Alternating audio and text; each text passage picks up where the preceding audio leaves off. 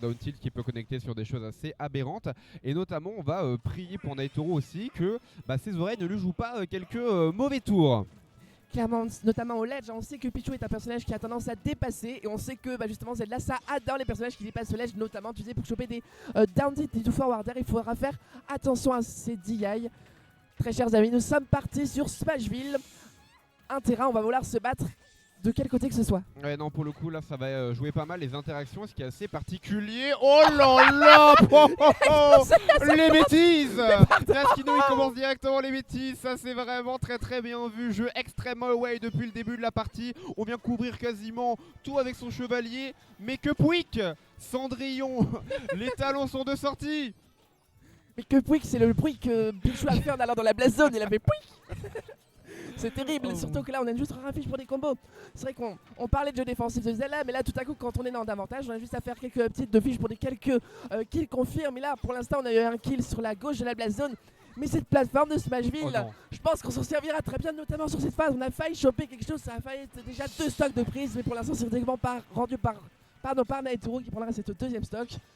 On va pas s'ennuyer pendant 7 je pense. Ah là pour le coup on va pas se mentir, je pense que vraiment ça va pas être un set où on va s'ennuyer, où ça va vraiment camper pas mal. Les interactions vont vraiment pleuvoir, les stocks ok on arrive 37%, le truc c'est que là il va falloir arriver à trouver quelque chose et si on n'arrive pas à trouver la talonnette pour Zelda il va falloir trouver autre chose.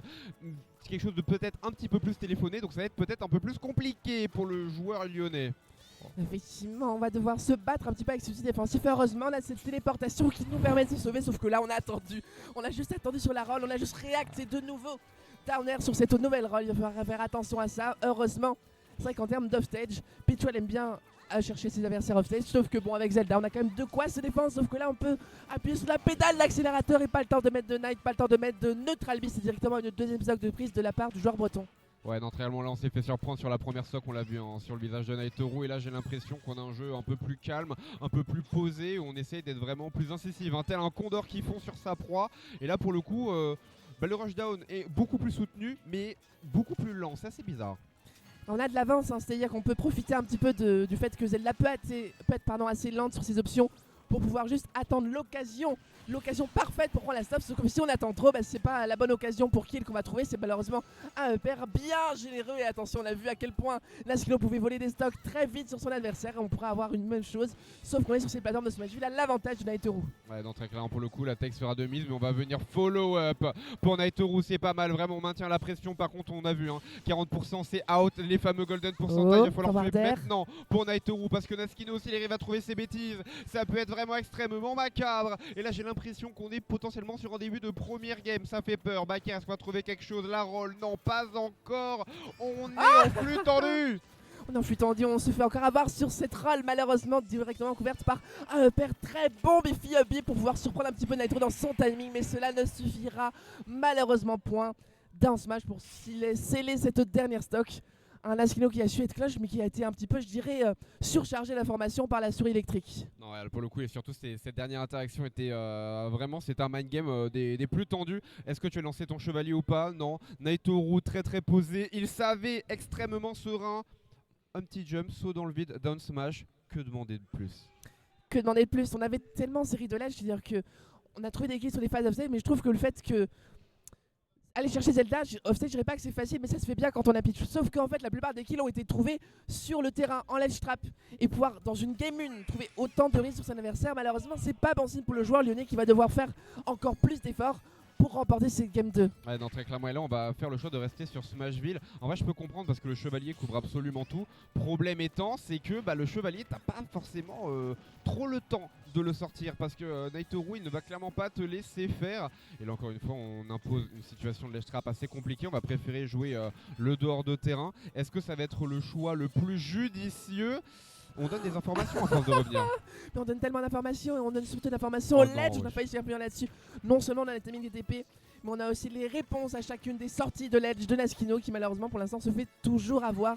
On attend simplement, on fait pas énormément d'options côté Pichu. En fait, on est très parcimonieux dans ces hitbox. Ouais, non, pour le coup, évidemment. Et là, on voit que ça joue extrêmement en deuxième option. Pour le coup, les coups coûtent extrêmement cher quand on les rate. Par conséquent, il faut les mettre avec précaution. Down air, encore down air. F smash, nature peinture, ça fera le café. Ouais, donc là pour le coup, là ce sera encore comme la première game. La première stock sera prise 5%. Si on avait touché le tipper, ça aurait fait extrêmement mal. Bakar qui va envoyer dans ce dehors de terrain et qui va donc permettre à Naitoru de potentiellement réimposer une certaine pression. Mais non, Get Up Attack qui fera reset le neutral. Et on avait bien besoin de reset neutral parce que là, la pédale d'accélérateur est de mise et la DI aura été bonne, malheureusement pas suffisante face à ce d'un Smash qui prendra tes stocks. Smashville a un choix qui a de nouveau été fait par Naskino. Je pense que c'est un choix qui plaît aux deux joueurs. Ça nous permet de faire des ledge traps comme celui-là qui nous permettrait peut-être de prendre une stock. Malheureusement non, non seulement on n'arrive pas à concrétiser sur ces ledge traps, mais en plus on se fait reverse face à un personnage qui nous pourrait nous prendre une stock de nouveau. On est défensif, up tilt, up air qui malheureusement ne passera pas. Pour l'instant ça joue à vraiment pas grand chose. Forward air qui ne sera pas suffisant pour nous défendre somehow. Forward smash, on a quasiment toutes les réponses au ledge du côté du joueur breton. Ouais, donc clairement là par le coup, à force d'aller chercher dans ce dehors de terrain, on va de revenir tranquillement sur ce même terrain. C'est peu compliqué, sachant que là on vraiment le mettait dans le mixeur actuellement, hein, la Zelda. Pour le coup, on relaisse encore une chance. Et là, ce jeu de tilt pour empêcher Naskino de mettre le chevalier, c'est bien vu. Oui, que c'est bien vu, on avait bien tenté ce upper, on l'avait jamais fait, sauf que face à un Pichu aussi défensif au ledge. Comme je le disais tout à l'heure, on met peu d'hitbox, donc est-ce que c'était bien judicieux de tenter ce upper? Malheureusement pas, mais c'est pas très grave. On a réussi à stopper ça, c'est vrai que Pichu ça revient bien sur le terrain, mais sauf que ça met du temps un petit peu pour ce setup. On a besoin déjà de se rapprocher à la bonne position pour pouvoir up B. Et malheureusement, voilà, la bonne position a été couverte par un très vilain side B. Heureusement, c'est directement rendu par quelques pourcentages en plus. Est-ce qu'on va avoir une phase de ledge trap de nouveau successful pour l'ami Pichu? Non, ce sera directement reverse par Naskino qui réussit à choper quelques pourcentages en plus. Il ne faut pas encore entrer le joueur de ligne malgré cette phase de combo. Ouais, donc clairement pas, et surtout on voit que c'est une Zelda qui a vraiment pas peur d'aller jouer le close range face à Pichu. Pour le coup, on a des outils, on sait qu'ils sont extrêmement dangereux, mais ça par contre, ce grab, comment il arrive à toucher quasiment de derrière. On a un positionnement millimétré pour Naitoru et encore une fois on ne les laisse pas revenir. On n'a vraiment pas le droit de revenir sur le terrain, on se fait quasiment avoir à chaque fois, cette fois neutral, get up roll qui ne sera pas puni. Et là on a quand même de la rage à côté de Zelda, on a vu Pichu exploser à 50%, ça pourrait exactement, ça pourrait réarriver de nouveau. On est tout le temps en phase de ledge trap et on sait à quel point Naitoru s'est concrétisé là-dessus. Upper qui cette fois passe la mix-up qui lui permettra peut-être de revenir sur terrain. C'était magnifique, Naskino qui a su prendre les risques au bon moment. Et je vous ai dit qu'on était sur des allées agressives qui prenaient des risques et les risques ont été pris, ils ont été couronnés de succès. Un partout. Mais cette double lecture, sachant qu'en plus il s'est fait avoir, donc on s'est dit, bah Naitoru il est imprenable au ledge. Que faire Naskino? Que oui, si je peux redire en fait littéralement. On va retrouver ces deux attaques vers l'eau évidemment, up tilt, up air, qui va donc permettre à Naskino de revenir au score un peu en mode je ne sais comment en fait. Parce qu'il a mis une bizarrerie une fois et après c'est juste des pures lectures en fait. Après, pure lecture certes, mais des pures lectures qui ont été, qui découlent en fait, de désavantages qui ont été meilleurs en fait, tout simplement. C'est-à-dire qu'on a quand même été un petit peu plus clean et mieux mix-up son désavantage, notamment quand on était au ledge, c'est là où on pêchait beaucoup pour la game 1. Et bien clairement, juste, c'est très simple dans Smash Bros. Plus ton désavantage est bon, plus tu survis, plus tu te donnes des occasions de gagner. Ouais, non, très clairement pour le coup. Et là, on va Smashville, c'est out. Évidemment, on va préférer peut-être un peu plus d'espace. Par contre, ces plateformes vont permettre beaucoup plus d'options en fait pour revenir sur le terrain quand tu es au niveau du ledge. Et ce chevalier encore une fois, et ce side B. Est-ce qu'on va tenter de choper les oreilles de Pichu? Par contre, couverture de saut en donnant un peu plus d'espace à Naskino. J'ai l'impression que le démon est libéré. J'ai l'impression qu'on a lu quelque chose sur cette souris. Elle courait un peu trop dans l'herbe, elle a tendance un petit peu trop à sauter. On a directement reverse, on s'attendait à un Thunder alors qu'il l'avait jamais sorti de la game. Ok, pourquoi pas, il est en train d'entrer dans sa tête et on est en train de prendre énormément de dégâts mentaux. Parce que là, être en retard face à Naskino qui est capable de prendre des stocks aussi vite, notamment avec un uptilt qui pourrait mener sur une drill. Attention, on a les plateformes qui couvrent très bien. Et ça ne va pas mourir, on va viser la lucarne de la Blazone encore une fois. On a vu les deux chercher le smash. Le tilt qui va renvoyer encore une fois Naskino dans ce bord de terrain. Et ce backer lui viendra pas encore trouver la stock. Les DI sont immaculés. Le beau Paris n'est pas le premier qu'on a trouvé dans cette game. Et Naitoru vraiment ne se laisse pas faire. Par contre 76%, on l'a bien dit. C'est les pourcentages un petit peu où tu exploses en fait. Et totalement l'explosion qui apparaît avec le upper. Et un Naskino qui joue si bien, qui s'adapte si bien. Et là je vois le début d'une histoire commencer. L'histoire d'un revenant qui a déjà upset comment il s'appelait mince, le joueur espagnol, le joueur d'Europe qui était seed 27. Malheureusement on va mourir là-dessus, une stock partout, mais c'est pas extrêmement grave, on peut revenir dans cette game. On est sur SBF qui a un stage qui plaît énormément à Naskino, il profite très bien de ses plateformes. Il s'en servira peut-être pour pouvoir choper quelques phases de combos supplémentaires. Il va falloir, hein, parce que même si on a réussi à réaliser l'upset, là Naitoru nous a montré qu'en quelques phases, littéralement il peut prendre des stocks extrêmement rapidement. Et là surtout on est dans l'attente. Faire encore attention, j'ai l'impression qu'on est abonné à ce bord de terrain pour Naskino. On y arrive mine de rien à s'en sortir encore une fois avec l'aisance d'une princesse. Notre Albi, on va évidemment chercher le up tilt pour trouver potentiellement un upper, pour venir exploser cette petite souris électrique. C'est vraiment compliqué. Les deux persos sont à 40 et 60%, mais j'ai l'impression que ils peuvent mourir maintenant. Mais non, il mourra à tout moment. Est-ce qu'on a smash? On ne sait pas avoir, on a parole dedans. C'est tellement adapté sur son avantage. Peut-être trouver quelque chose là-dessus. Nouvelle phase de Ledge Rap, un des meilleurs Ledge Rappers du jeu qui touchera ce Knight, qui va peut-être pouvoir continuer là-dessus. On a des grandes oreilles, est-ce qu'on va le payer extrêmement cher? On a réussi à revenir sur cette plateforme. Est-ce qu'il serait. Oh, jab, peut-être trouver quelque chose. On a réussi à read la roll.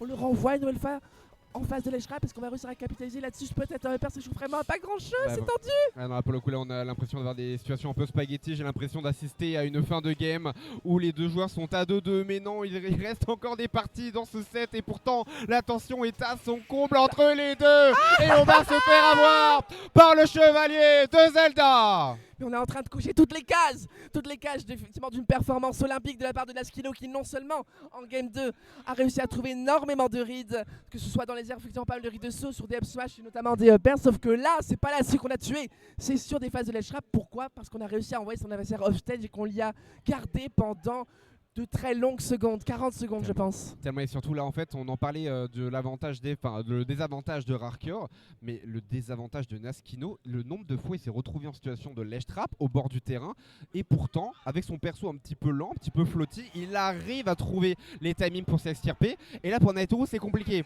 Pourquoi? Parce qu'on a un perso, quand tu l'affrontes il t'explose, le joueur est trop fort et en plus tu dois prendre le match-up. Mais c'est-à-dire que côté Naskino, on a vraiment une science de timing qui est absolument incroyable. C'est que certes, on joue un personnage flotti, mais justement, on s'en sert si bien.